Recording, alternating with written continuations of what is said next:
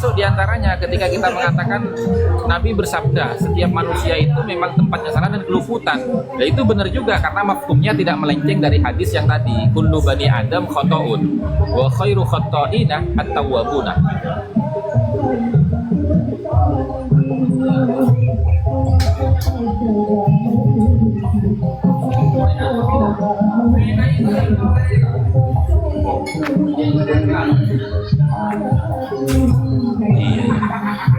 Tidak turunkan dus.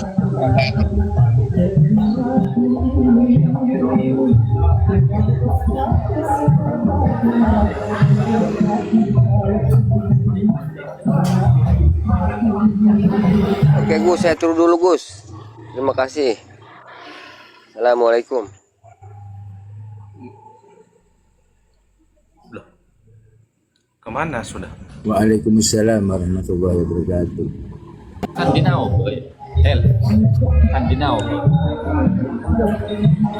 Baby. Nah, miau beri.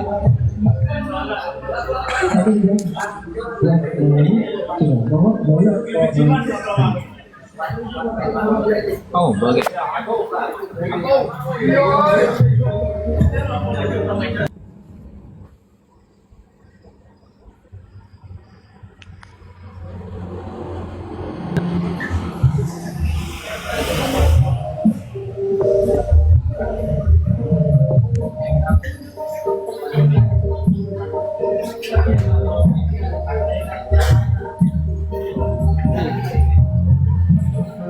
Apa?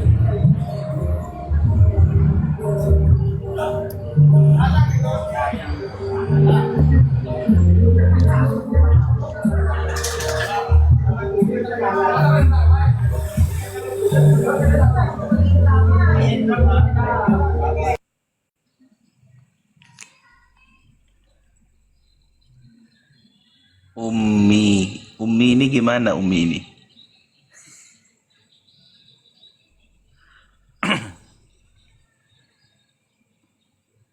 Halo Mbak Yasir. Gimana? Nggak masuk ke roomnya Guroba kah sampean?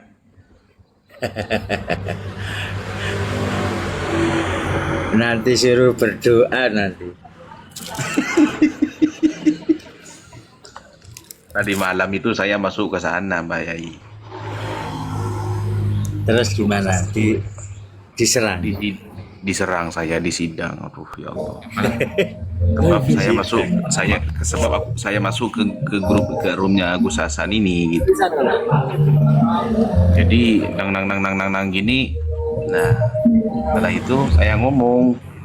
Nah apa salahnya saya gitu Mbak Yai. Nah itu masuk ke roomnya Agus Hasan itu kata saya itu. Kami itu kan memperdalami apa yang kami nggak tahu. Dan saya di situ konteksnya bertanya tentang kemaslahatan apa yang saya nggak tahu, ilmu banyak yang nggak tahu, ya tanya sama beliau gitu saya. Iya. Sebelah itu gini Kang Putra. Sampai saya itu Putra. gini, sampean itu sebetulnya mukibat atau mukibin itu. Arogan pertanyaan. Sebelah itu gini Kang Putra. Semua yang masuk di roomnya Gus Hasan itu dianggapnya musuh dia gitu loh, musuh sebelah gitu. Padahal gini Mbak Yai, saya itu masuk ke roomnya Agus Hasan, masuk ke roomnya Kang Ahmadi, masuk ke roomnya Kang Mahesa. Saya itu nggak ada tujuan ini dan itu nggak ada. Pengen tahu pengalaman dunia ini seperti apa gitu. Kita kan mau misalkan seperti Kang Mahesa di Banten, kita ongkos ke Banten berapa? Terus misalkan kita ke ke sana tuh berapa? Kayak saya sama sampean ini kan saya nanya, yang nggak tahu seperti siapa? Basnawi ini kan saya nggak tahu tentang di sana tuh kayak apa kan. Kalau di YouTube di itu kan kadang ini banyak yang nggak valid kan Mbak Yai. Iya. Langsung saya itu dipokropok malam gulegus. La ilaha illallah jangan gue. Sampai gini saya sama itu. Sayyidnya itu. Sampean itu jangan bertele-tele bilangnya. Kamu Coba mukibin baca atau mukimat? mukibin. Iya, mukibin apa mukimat? Bentar dulu, jangan terlalu arogan sempian kata saya. Tapi saya itu mendam aja, baik. Kok nggak disuruh setengah Fatihah sih? Gimana? Nggak disuruh setengah Al-Fatihah. Biasanya kan seperti itu. Gak jelas suaranya.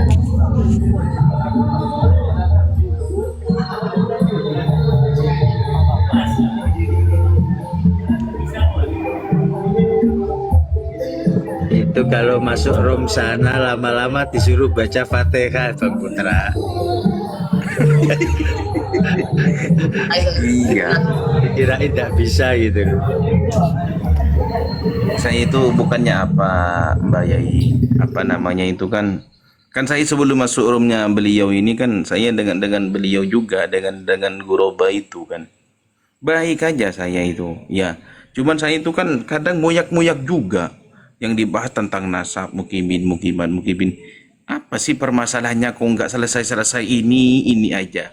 Kita itu silaturahmi, kita apa namanya ya nanyakan, misalkan ada keiskalan tentang masalah nasab, salah kita, misalkan saya bertanya sama Gus Hasan, Gus sebetulnya gimana, kan wajar aja kan, memperdalami kebenaran lah intinya. Tapi kalau menurut Mbak Yai gimana, salah nggak kira-kira?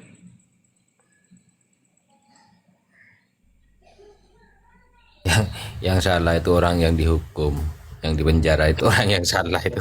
Itu saja. Tapi saya kalau masuk ke sana itu ke room Guroba itu nggak pernah saya. Mateo jangan bahas nasab kalau room di sini, bahas yang lain katanya.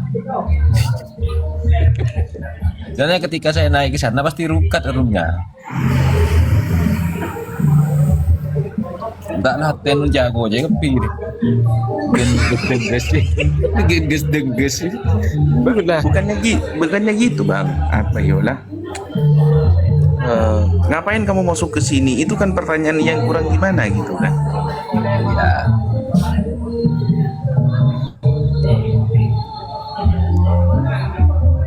Saya lagi gas itu saja. Salat ten. Ya gimana? Orang dia menaikkan kita.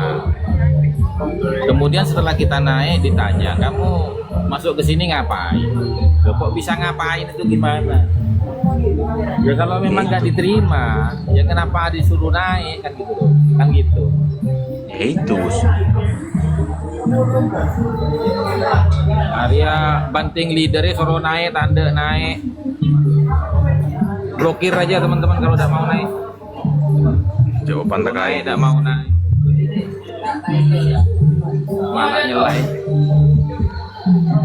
Hendak tuh dari remaja bayai tadi malam tuh susah juga nih kata saya ya.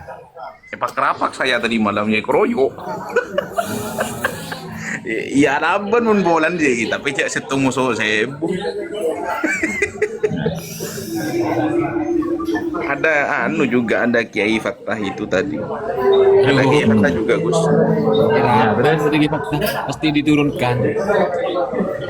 Ya bagi saya itu kan gini. Ya kalau selama Kiai Fattah seperti itu ya kami kan ya dia itu orang tua. Ya anggaplah walaupun saya nggak pernah berguru, tetapi saya tetap menganggap guru kan gitu. Karena beliau itu kan menyampaikan sama kayak dengan sampean Gus di media seperti ini seperti itu kan, ada yang masuk diterima oleh akal kan gitu Gus kebenarannya dari fatwa beliau.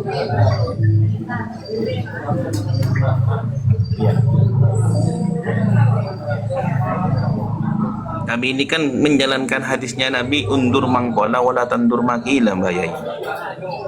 Ya betul. Kalau selama di tempatnya Mbak Alawi itu ada mutiara, kalau kita sia-siakan siapa yang merugikan kita? Kalau di tempatnya Gus Hasan ada mutiara, misalkan disia-siakan kan siapa yang merugikan kita? Mau di depan kita ada mutiara, kenapa kok dibiarkan? Ini tidak rezeki kamu sekarang kata Allah. Kita biarkan, berarti kita yang bodoh. Ilmu itu kan mutiara kan, iya Mbak Yai? Ya. Al ilmu nurun nurullahi la yu'ti li asi, kan gitu ya Gus. Tapi ini nanti itu bukan hadis, itu makalah ulama. Bingung saya. Nah itu kan syairnya Imam Syafi'i itu. Fa akhbarani bi anna al-ilma nurun wa nurullahi la yuhda lil 'asi itu. Imam Syafi'i itu Gus. Iya, jadi Imam Syafi'i itu kan pernah mengeluh kepada gurunya itu. Syakautu ila waqi'in su'a hifzi fa arsyadani ila tarkil ma'asi. Fa akhbarani bi anna al-ilma nurun wa nurullahi la yuhda lil 'asi. Itu kan syair dari Imam Syafi'i itu.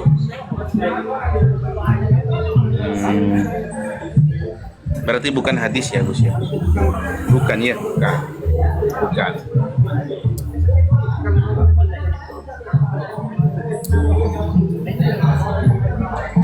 Ini Gus, kadang itu kan serupa antara makalah ulama dan hadis Nabi itu kadang serupa. Sebab kenapa? Bahasanya satu, bahasa Arab, sama-sama bahasa Arab. Coba kita berbicara di depan orang-orang awam tuh Gus. Allahumma mauju'an qalbi, itu kan orang lagi kasmaran tuh Gus. Iya kan Bayi Yasir? Itu orang-orang awam yang tukang-tukang, ya maaf itu kan beliau lebih mulia daripada kita. Yang tukang singkong, macul-macul tanah itu, amin, dikira doa. Kan itu Bayi. Makanya saya itu lebih menghormati keturunan Pati Gajah Mada, karena beliau itu yang bisa ada nama Nusantara bagi saya. Kan iya Gus, kalau nggak ada Pati Gajah Mada Gus, nggak ada Majapahit, nggak ada Indonesia Gus. Iya. Kalau bagi saya, loh. Kan iya Mbak Yai, kalau nggak ada Sang Arya Wiraraja, banyak WD, nggak ada namanya Indonesia, yang ada namanya Mongol Jawa. Kan Sang Rama Wijaya itu dipinta sama Panglima Ikemisi, Tuan Wijaya, kami telah berhasil menaklukkan kerajaan Kediri. Sekarang dan pasukan saya yang selalu di depan, di garda yang paling depan menaklukkan kerajaan Kediri. Dan sekarang saya minta surat taklukan dari kerajaan Tuan. Kan gitu. Tapi Sang Rama Wijaya, apakah pantas negara lain meminta taklukan kepada negara lain? Kan gitu Bayahi. Sejarah kan seperti itu. Tapi dengan inisiatif Sang Arya Wiraraja, akhirnya kita merdeka, mempunyai kerajaan namanya Jawa, Majapahit. Tapi sedihnya lagi di situ, kata Sang Rama Wijaya kan, lebih sulit mempertahankan daripada kita memperjuangkan. Artinya apa? Ketika kerajaan Majapahit itu sudah di tangannya Sang Rama Wijaya, seperti pati-pati yang berjasa seperti Ranggalawi, Lembu Sora itu kan mati dalam, kan mengenaskan semua Gus. Pati Hinembi. Ya itu kan pelajaran buat kita bahwa Saya lebih hormat itu Gus. Orang yang berjasa di dalam memperjuangkan kemaslahatan bangsa dan negara itu kadang-kadang tidak diapresiasi, justru malah dibenci dan difitnah. Itu pelajaran buat kita. Iya. Kenapa? Makanya kan hikmah yang terkandung dalam cerita itu, kita tidak boleh menabuh gendang sebelah. Jadi kita itu harus mengkomparasikan data. Informasi dari si A dengan informasi dari si B itu kita harus pertimbangkan. Kita harus perbandingkan. Lalu mana korinahnya yang lebih mendukung kepada kebenaran dari salah satu di antara keduanya. Kan begitu. Iya. Iya.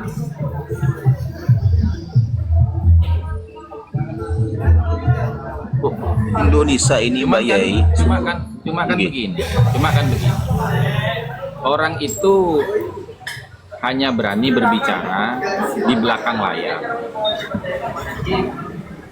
Kalau memang orang itu pemberani, orang itu memiliki kepercayaan tinggi, terhadap apa yang dia yakini sebagai kebenaran, dia tidak akan bicara di belakang layar. Dia berani berbicara dengan siapapun. Karena apa? Karena apa yang ditakutkan oleh manusia ini, ya kan? Karena saya nanti takut salah, takut keliru. Ya kalau takut salah, takut keliru, ya berarti kamu sombong. Kenapa? Karena sejatinya manusia ini tidak akan mungkin tidak melakukan kesalahan, walaupun sedikit, gitu loh. Justru orang yang sombong itu ketika dia takut salah dan ketika salah tidak mau mengaku salah. Itu masalahnya kan di situ sekarang. Iya. Ya itu banyak contoh itu. Banyak contoh itu. Makanya kan kita itu harus memperluas cakrawala pengetahuan kita dengan mendengarkan narasi-narasi dari semua orang. Kemudian kita harus open minded, membuka cakrawala berpikir kita, agar supaya kita itu tahu bahwasanya di dunia ini ada apa saja.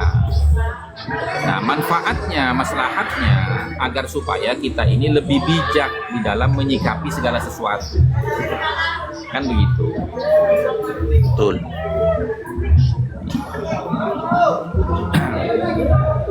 Nah, sekarang begini, Yai. Apakah ketika kita itu menemukan satu kesalahan, yang mana sesuatu yang kita anggap salah itu memang bisa kita buktikan secara kajian ilmiah dan kaedahnya, apakah lalu kita itu dianggap kurang ajar ketika mengatakan itu salah? Padahal faktanya memang salah, kan gitu. Apakah kesalahan itu akan kita biarkan hanya karena yang melakukan kesalahan itu dianggap seorang tokoh yang dihormati orang banyak? Kan tidak.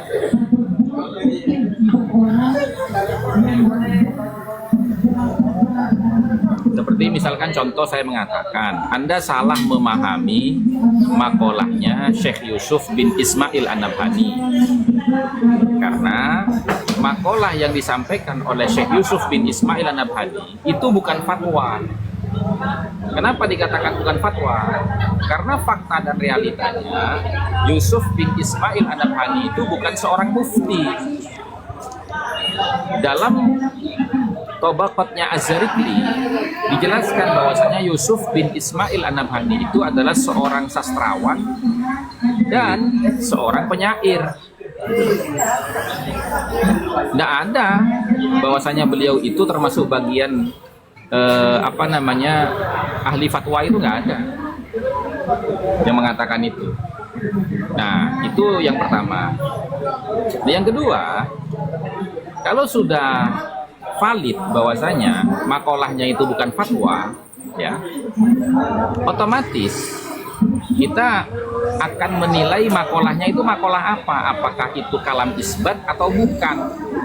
Nah, kita cross check, ternyata makolahnya itu bukan kalam isbat karena tidak memenuhi 5 unsur untuk disebut kalam isbat.